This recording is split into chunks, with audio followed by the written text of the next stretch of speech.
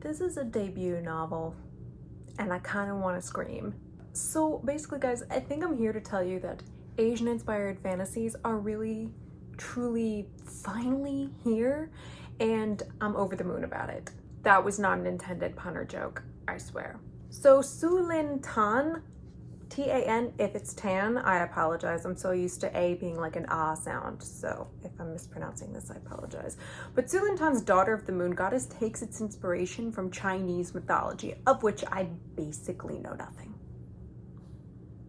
Yeah, I really know nothing about Chinese mythology. I'm no help to anybody on this topic.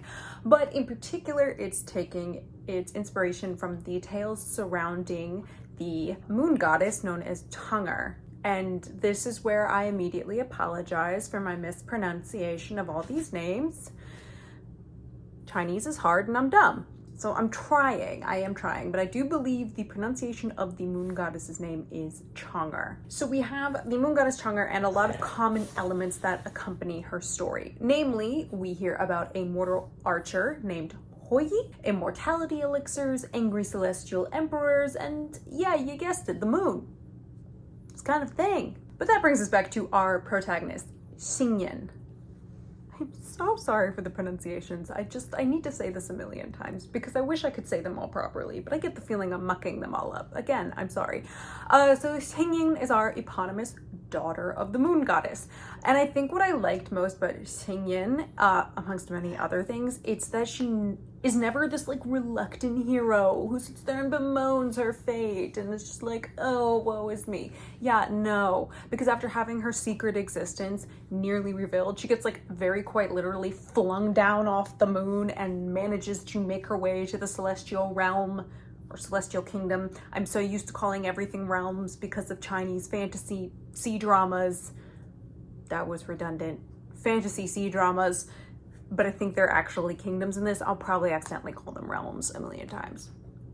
So she gets to the celestial kingdom, and there she manages to befriend the crown prince by what is kind of a blind stroke of luck. Like, it's just luck and coincidence that she meets the crown prince, they have a good interaction, and then she gets this chance to like learn and train beside him, kind of as a companion? She's sort of a servant and kind of a companion, but it's really difficult to explain what her role is there, so I'm just gonna go with companion, but not really marriage material, kind of literally just female companion. Whatever the case, she gets this chance and like, oh boy, does she take this chance. She takes this chance to learn and to study and to train, but during all of that, she keeps very true to a core value of her character. And I mean, through the whole of the book, again, part of why I like her is this remaining true to who she is. And that's that she, and only she, is responsible for herself and her actions. And she has zero intention of riding on anybody's coattails. Like, she will earn every bit of prestige or power by her own hand, by her own actions. And that's even in the case of where she could kind of take the easy way out and be like, yo, crown prince, help me out. Or like, yo, general, help me out. She's like, nah, mate. I don't want anybody to come back and say I didn't deserve what I got. I'm earning this shit on my own. You go, girl. Like, it's so satisfying. And at the same time, she's not pulling any kind of, I'm different from these other girls, I'm not like them. It's like, no, she's just like, nah, I got a thing I want, I got shit to do, and I'ma do it. And I'm gonna make sure nobody can find any kind of loophole in how I don't deserve what I get. And that's like not to say that any of this was easy for her. It's like quite the opposite. You know, we're treated to numerous action scenes, which y'all know I'm a sucker for a good action scene. I'm like, oh, they are so good. And while at the point that we're really getting these, Xingyan is trained and honed into a really good fighter. And like, wouldn't you know it, she's quite the accomplished archer. Runs in the family. But she's not perfect. She will make mistakes. And she very quickly realizes how those mistakes are costly to not only herself, but also to her fellow warriors. Her own moment of hesitation or an inaction or a misjudgment could cost somebody their life. And it's this understanding and awareness of this that helps her to continue growing into honestly an even better warrior. She gets more aware of her surroundings. She has to learn how to kind of be a bit of a tactician. Not like a master tactician, but she's gonna sit there and go, but if I do this, that might happen, and that's not good. And of course, you're sitting there going like, man, why is she doing all this? Well, she's doing all this because she's in pursuit of what is basically the highest honor from the Celestial Emperor, which is essentially, you kind of get a wish for sort of whatever you want. And Xingyin plans to basically levy her mom's release from this lunar imprisonment she's in. And that's what she fights for so much of this book for, to get this honor, to get the point where she has done so much for the celestial realm that the emperor kind of has to give her this honor. And then she can be like, great, yeah, I have one request. Just kind of let my mom go. And of course, nobody at this point knows who she is. Her identity is completely secret because she's not supposed to really exist. And this is where we kind of get into my one critique.